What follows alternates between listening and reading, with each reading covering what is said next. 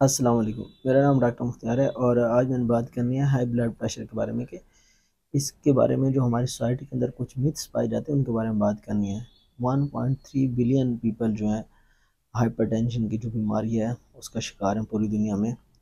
और हमारी कौम का तो मसला ये है कि हमारी आधी से ज़्यादा कौम हाइपरटेंशन या जो हाई ब्लड प्रेशर है इसको हम बीमारी ही नहीं मानते, और ना हम ये मानने के लिए तैयार हैं कि हमें हाई ब्लड प्रेशर का मसला है। क्योंकि पहली बात तो है, हम इसे बीमारी ही नहीं मानते, हम समझते हैं कि हाई ब्लड प्रेशर कोई बीमारी ही नहीं है। पहली बात तो ये है, ये हमारी सोसाइटी के अंदर बहुत कॉमन मीथ पाई जाती है, स्पेशली पाकिस्तान के अंदर।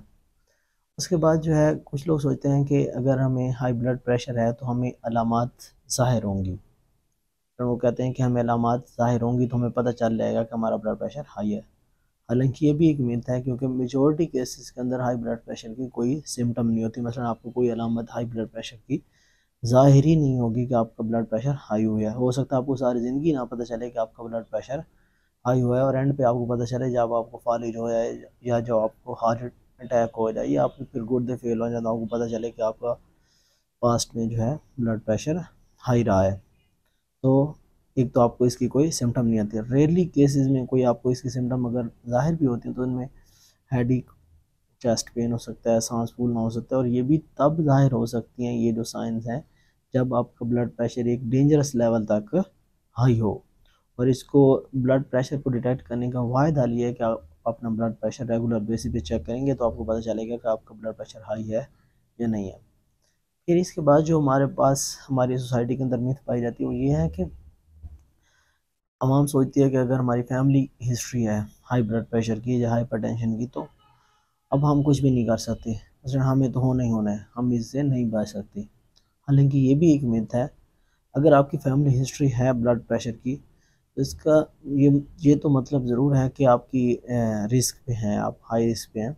लेकिन इसका ये हरगिज़ भी मतलब नहीं है कि आपको ब्लड प्रेशर होना ही होना है, हाई ब्लड प्रेशर का वो मसला होगा। आप अपनी लाइफ स्टाइल चेंजेस से इसे बच सकते हैं। हेल्दी डाइट खाएं और साथ में आप फिज़िकल एक्टिविटी करें, स्मोकिंग छोड़ दें, वेट लूज़ करें, तो आप इजीली हाई ब्लड प्रेशर से बच सकते हैं। तो मसला ये नहीं है कि आपको होना ही होना है हर हाल में। और इसके बाद जो नेक्स्ट मिथ है वो ये है कि अवाम ने एक बार मेडिसिन खाई हाई ब्लड प्रेशर की और उनका ब्लड प्रेशर नॉर्मल हो गया, तो उन्होंने बाद में क्या किया कि वो अपनी मेडिसिन छोड़ देते हैं, क्योंकि हमारा अब ब्लड प्रेशर नॉर्मल हो गया तो अब हमें मेडिसिन खाने की ज़रूरत नहीं है। हालांकि ये भी एक मिथ है, आपको पूरी लाइफ जो है वो हाइपरटेंशन की मेडिसिन खानी ही खानी है। अगर आप छोड़ेंगे तो आपका ब्लड प्रेशर दोबारा से हाई हो जाएगा।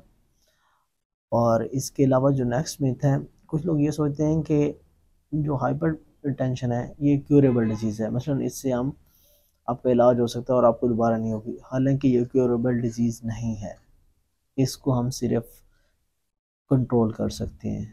जस्ट इसको हम कंट्रोल कर सकते हैं, इसका मुकम्मल इलाज बिल्कुल भी नहीं। आप इसके सिम्टम्स को कंट्रोल कर सकते हैं, आप इसको कंट्रोल कर सकते हैं, मैनेज कर सकते हैं, ताकि आपकी लाइफ पे इसका इफेक्ट कम से कम पड़े। लेकिन आप 100% इससे रिकवर कभी भी नहीं हो सकते।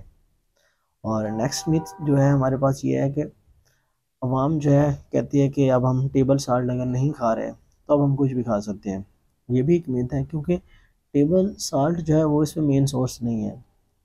अब टेबल साल्ट जो है अगर 5 ग्राम जो है WHO की तरफ से है कि आप 5 ग्राम डेली आप उसको खा सकते हैं, एक हेल्दी बॉडी के लिए 5 ग्राम ज़रूरी है साल्ट।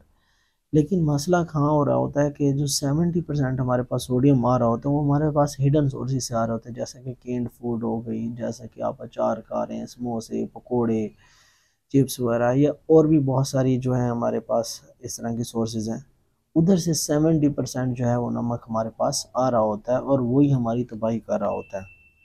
तो जब आपको हाई ब्लड प्रेशर का मसला है तो आप ज़रूर कोई भी चीज़ खाने से पहले ये ज़रूर देखेंगे इसके अंदर नमक है या नहीं। अगर कोई बाहर से लेते हैं तो उसके अंदर ये देखेंगे सबसे कम जो लो सोडियम डाइट है वो आप इसको अपनी डाइट के अंदर शामिल करें या आप उसको खाएं। उसके बाद नेक्स्ट मिथ ये है कि कुछ लोग सोचते हैं कि जो हाई ब्लड प्रेशर है ये सिर्फ मेल्स के अंदर होता है।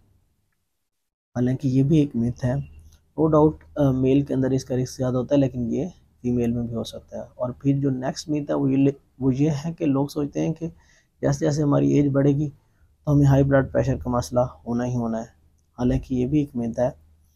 नो डाउट अडल्ट के अंदर या ओल्डर हैं जो लोग, उनके अंदर इसका रिस्क थोड़ा ज़्यादा होता है, लेकिन आजकल मिडल एज या फिर यंग लोगों के अंदर भी जो है आपको नज़र आता है हाइपरटेंशन जो है। फिर और दूसरे नंबर पे इसका कोई एजिंग के साथ कोई ताल्लुक नहीं है। तो हाइपरटेंशन है ये कोई एजिंग का नॉर्मल पार्ट नहीं है। जैसे जब आप बूढ़े हो रहे हैं तो आपको blood pressure, high blood pressure का मसला होने ही होना है।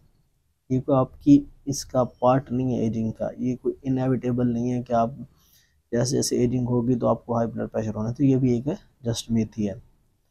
और नेक्स्ट जो हमारे पास और लास्ट जो मिथ है वो ये है कि वाइट कोट हाइपरटेंशन के बारे में है कि ये एग्जिस्ट नहीं करती। वाइट कोट हाइपरटेंशन वो होती है कि आप डॉक्टर ऑफिस में गए, आपका ब्लड प्रेशर हाई हो जाता है और जब आप घर पे आते हैं तो आपका ब्लड प्रेशर कम होता है। तो ये भी एक जस्ट मिथ ही है। तो इंशाल्लाह नेक्स्ट वीडियोस में मैं इसके बारे में कुछ और मज़ीद वीडियोस बनाऊंगा कि हम हाई ब्लड प्रेशर को कैसे कंट्रोल कर सकते हैं और इसको कैसे मैनेज कर सकते हैं। अल्लाह हाफिज़।